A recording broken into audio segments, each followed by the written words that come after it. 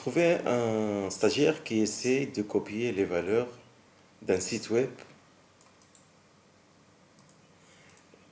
et le coller sur la feuille de calcul directement d'Excel. Je lui ai conseillé de consulter cette vidéo. Bonjour tout le monde et bienvenue à notre chaîne YouTube XGenius pour le ciel Excel. On va voir dans ce thème comment faire une liaison d'une base de données externe depuis un site web.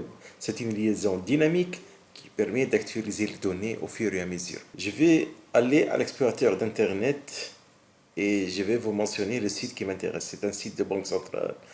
Il m'intéresse des données financières qu'on parle de la moyenne des cours du marché international. Donc c'est un rapport mensuel que j'aime bien donc exporter ces données vers Excel. À vrai dire, j'aime bien faire une liaison entre Excel et ce site web pour le transfert des données entre du site web vers l'Excel. Donc ça permet de garder une liaison dynamique et actualisée. Pour faire une liaison entre ce site et l'Excel, donc il suffit d'aller à l'adresse et copier cette adresse-là, tout simplement. Je passe à l'Excel et je passe à la première cellule A1, puis je clique sur Données, puis sur Données externes, puis je sélectionne à partir du web.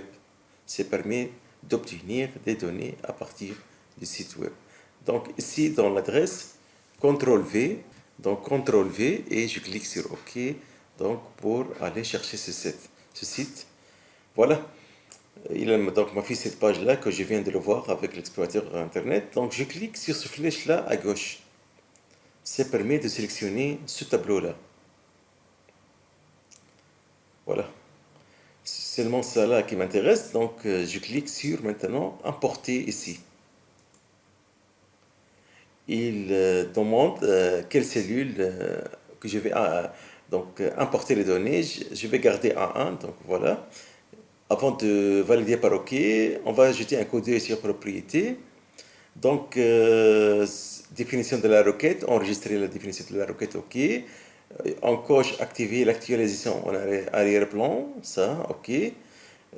Actualiser les données lors de l'ouverture du fichier, on peut donc le cocher. Ça permet d'actualiser toujours les données avec le site web de la Banque centrale. Voilà. Et pour le reste, on garde donc conserver le format des cellules, ajuster la largeur de colonne. Bon, c'est pas intéressant. Et insérer les cellules pour les nouveaux données, supprimer les cellules inutilisées. Ça, on va l'activer. Voilà. Et je clique sur OK. Puis je valide maintenant. J'attends l'importation des données. Voilà, les données ont été apportées avec succès. Maintenant, il me reste faire mes analyses financières avec les tables croisées dynamiques, etc. Je peux donc, au niveau de l'onglet ici, je vais le renommer, je vais écrire base de données, BD, voilà. Et dans les autres feuilles, je vais donc faire mes analyses financières et insérer donc les tableaux de croisée dynamique et aussi les graphiques, comme je viens de le dire.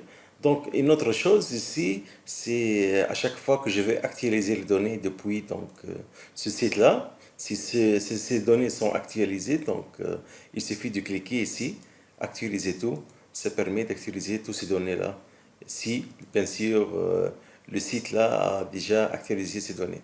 Donc, ça me laisse d'être toujours synchronisé avec les dernières informations. Voilà, on est arrivé à la fin de cette vidéo. J'attends vos questions et vos avis dans les commentaires. Merci pour vos attentions et au revoir.